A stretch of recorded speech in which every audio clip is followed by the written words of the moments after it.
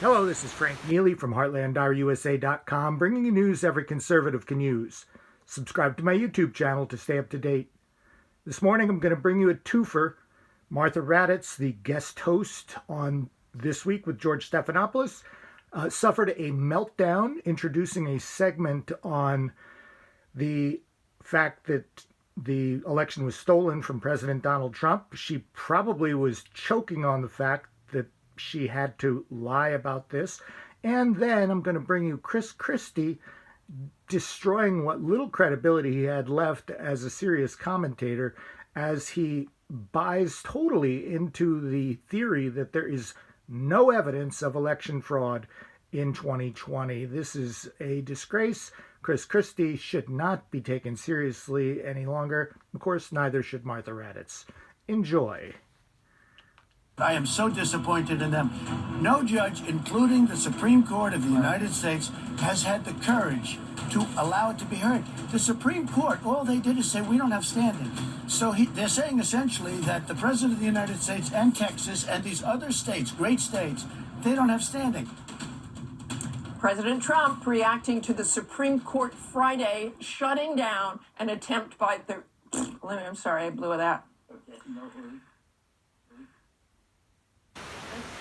Comes as the Electoral College is set to cast their votes for president tomorrow. One more step toward Joe Biden's inauguration in January. For more, let's bring in our powerhouse players, ABC News contributors Chris Christie and Rahm Emanuel. Welcome, gentlemen. And Chris, I'm going to start with you. You have said numerous times the president should just end his quest to overturn the election results, but he continues to dispute it, with 60% of Republicans in the House supporting that Texas case. What's your message to the Republicans?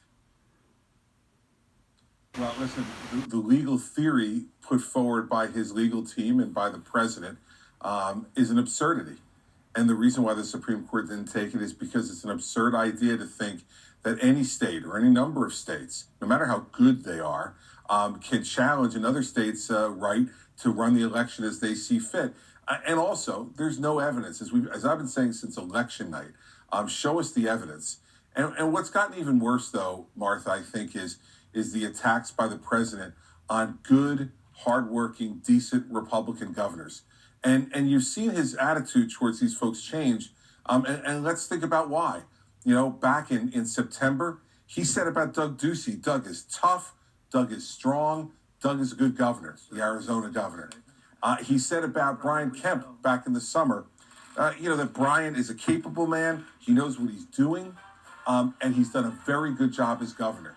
Now, after the election is over and he lost Arizona and Georgia, he says there are rhinos that are working harder against him. He's calling them corrupt. And also telling people things that aren't true. So Chris, what happens to your party? He's talking about signature verification. Listen, Martha's going to people are going to have to stand up and start to say these things. I mean, the fact is in Georgia, and people should know this, that signature verification, which the president continues to tweet about, has been done twice in this election. It was done when the application for a mail-in ballot was sent in, and it was done when that mail-in ballot was ultimately sent in. And Governor Kemp has said this, the lieutenant governor has said it, the secretary of state has said it. And so, the reason the Supreme Court is not taking this is not because of a lack of courage. It's for the same reason that every court has thrown this out. It's a lack of evidence and a lack of any type of legal theory that makes any sense. And the worst part, though, is attacking these guys like Brian Kemp, Doug Ducey, and others who are following the Constitution and executing the oath that they took.